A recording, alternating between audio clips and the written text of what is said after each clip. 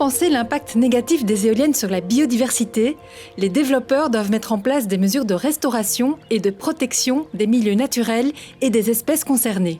Je me rends sur la plaine de Bonnef où se trouve un parc éolien de la société Eneco. Celle-ci a mis en place différentes mesures favorables aux oiseaux des milieux ouverts en collaboration avec ses partenaires de terrain.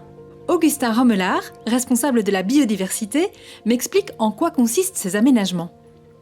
Ici, on est dans une zone agricole et donc on met des mesures agri-environnementales. Oui. C'est-à-dire qu'il y a des zones enherbées et des zones de céréales qu'on ne moissonne pas et qui sont favorables à l'accueil des oiseaux en toute saison. Ok, quel oiseau par exemple? C'est très favorable pour les busards. On retrouve souvent le faucon cresserelle également et les passereaux des plaines comme les bruants.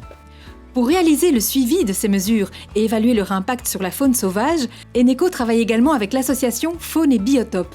Antoine Goderniaud y est responsable de la recherche et de la mise en œuvre de sites de compensation. Alors, ici, nous, sur les mesures de compensation, on réalise des suivis, deux types de suivis. Un suivi agronomique qui consiste plutôt à accompagner l'agriculteur dans la mise en place de la mesure. Et un deuxième type de suivi, qui est un suivi ornithologique, qui lui vise plutôt à mesurer l'efficacité des mesures par l'observation des espèces qui ont été ciblées dans le cadre des mesures de compensation et vérifier que c'est bien attractif pour elles.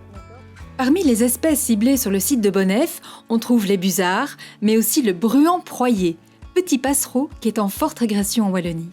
Dans certains cas, ces mesures constituent donc des îlots où ces espèces peuvent survivre et trouver tout ce dont elles ont besoin. On le voit ici derrière nous, le couvert nourricier, on voit qu'il est un petit peu plus haut, il est à base de céréales et d'autres espèces qui vont fournir des graines aux oiseaux en hiver et, on va dire, augmenter leur taux de survie pendant l'hiver parce qu'elles vont trouver de la nourriture. Alors que le couvert enherbé dans lequel on se trouve, lui par contre c'est plutôt au printemps qui va servir de site de nidification ou de ressources d'insectes pour les oiseaux qui en ont besoin quand leurs poussins sont encore fort jeunes.